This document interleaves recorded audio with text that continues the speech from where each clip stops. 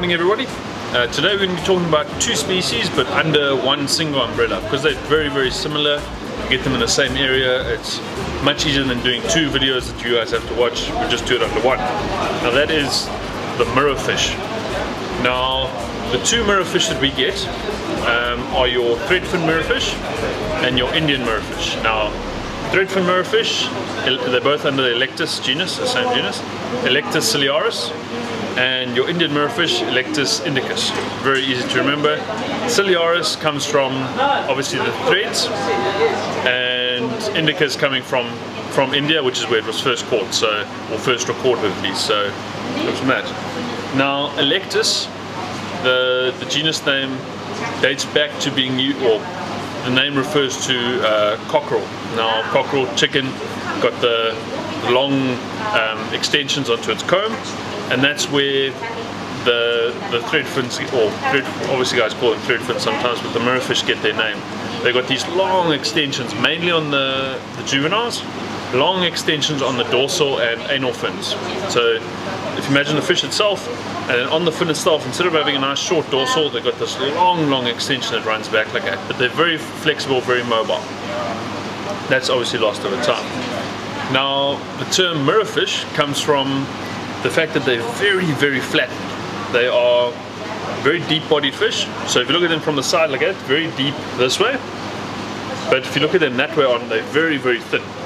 Now they've also got a very glossy color to them. Very sheen, very bright sheen to them, and that's obviously mirrorfish. They're very flattened, got a glossy sheen. You can almost see yourself in their reflection. Now, where you're going to find these guys from? They're more common on the upper north coast kind of area, so I'd give it from East London north. So you're going to find them.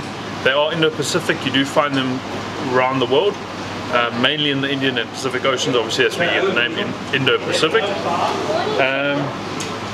And in terms of what they're going to be feeding on, fish, shrimps, squid. That's going to be the three main things that they're going to be actively going after.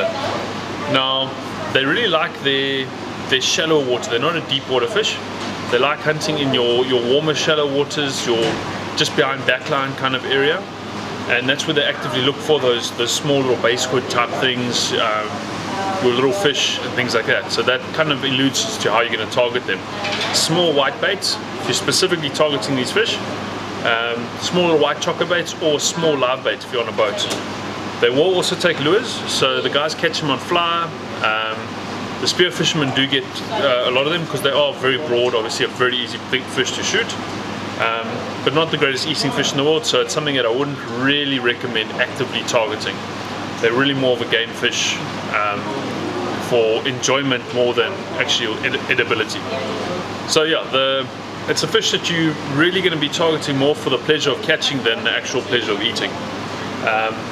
Very large eye, obviously that alludes to their ability to hunt down prey fish, and yeah, a fish that's quite a tricky one to actively target. But if you're gonna go after them, you're gonna be looking at something similar to how you target queenfish and snook. So your small lures close in on backline, your fillet baits, and any of your other lures and things like that you're going to be using. But yeah, that's where I sort of concentrate my effort, and then obviously more in the tropical zones if you can. But yeah, so the two species, Electus ciliaris, Electus indicus, we do get them from the side. Every now and again they are a nice surprise catch, and something definitely to have on your species list. Cheers guys.